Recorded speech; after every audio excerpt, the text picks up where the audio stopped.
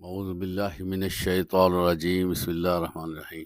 محترم حضرات، اللہ تعالیٰ قرآن مجید میں ارشاد فرماتے ہیں، کیا ایمان والو، ہم نے تم پر روزے فرض کیے ہیں جیسا کہ پہلی امتوں پر فرض کیے گئے تھے تاکہ تم پرہیزگار بن سکو۔ محترم حضرات، اللہ تعالیٰ نے یہاں پر رمضان کے روزوں کی فرضیت کی بات کی ہے، اور جو چیز فرض ہو جائے وہ لاگو ہو کر رہتی ہے۔ اگر کوئی بندہ اس پہ وائلیٹ کرتا ہے، اس پہ سستی کرتا ہے اور اس کو پرفارم نہیں کرتا، تو یہ نہیں سمجھ لینا چاہیے کہ وہ بات ختم ہو گئی۔ جو فرض بھی اللہ تعالیٰ نے اہل ایمان پر عائد کیے ہیں وہ لاگو ہو جاتے ہیں، اور ان کا پورا پورا نظام رکھا گیا ہے اور ان کا حساب ہوگا۔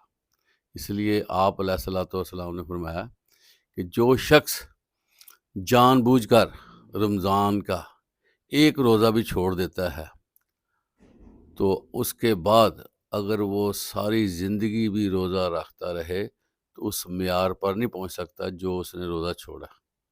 اس لیے ہمیں رمضان کے حوالے سے بڑا سنجیدہ ہونا چاہیے اور اس کی فرضیت کو سمجھنا چاہیے، اور یہ صرف ہم پہ ہی فرض نہیں ہوئے بلکہ پچھلی امتوں پر بھی یہ فرض ہیں۔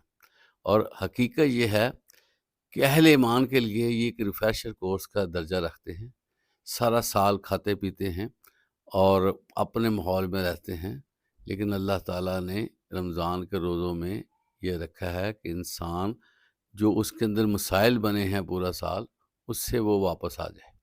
اور جب بندہ روزہ رکھتا ہے تو بھوک پیاس اسے ستاتی ہے اور بہت سی چیزوں کو وہ کنٹرول کرتا ہے، تو پھر یہ چیزیں اس کی عادت کا حصہ بن جاتی ہیں، جس سے پھر وہ رمضان کے بعد کے جو مہینے ہیں اس میں اس کو فائدہ ہوتا ہے۔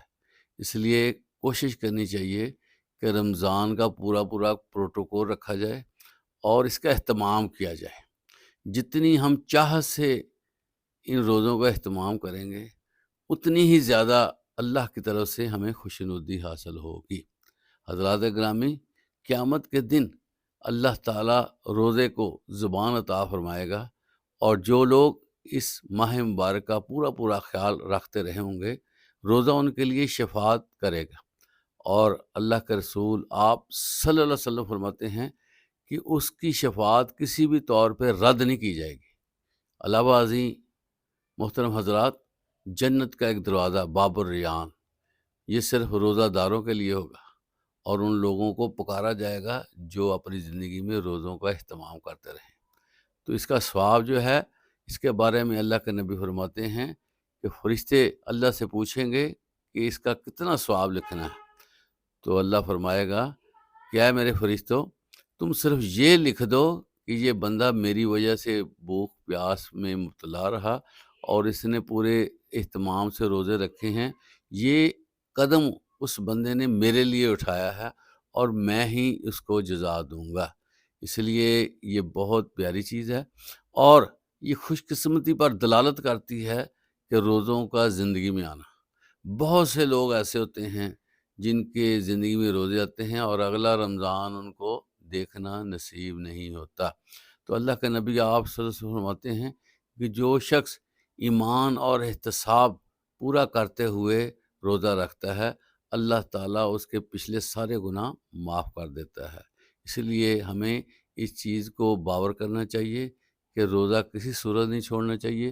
اگر کوئی بیماری ہے، کوئی مسئلہ ہے، تو کوشش کرنی چاہیے کہ روزہ پھر بھی نہ چھوٹے، کیونکہ یہ آبزرویشن میں بات آئی ہے کہ بہت سی بیماریاں ایسی ہوتی ہیں، اگر وہ اس میں کھانے پینے میں وقفہ آ جائے، فاسٹنگ ہو جائے، تو بیماری خود بخود صحیح ہو جاتی ہے اور انسان کی صحت اور بھی بہتر ہو جاتی ہے۔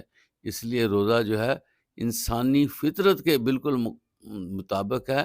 اس میں کوئی ایسی بات نہیں کہ اگر روزہ رکھنے سے کوئی مسئلہ بن جائے، بلکہ یہ انسان کو اصل کنڈیشن میں لاتا ہے جو اس کی فزیکل جو ہے پریپریشن کے لیے ضروری ہے۔ تو اللہ تعالیٰ ہمیں رمضان کے روزے اچھے طریقے سے رکھنے کی توفیق عطا فرمائے۔ وآخر دعوانا الحمدللہ رب العالمین۔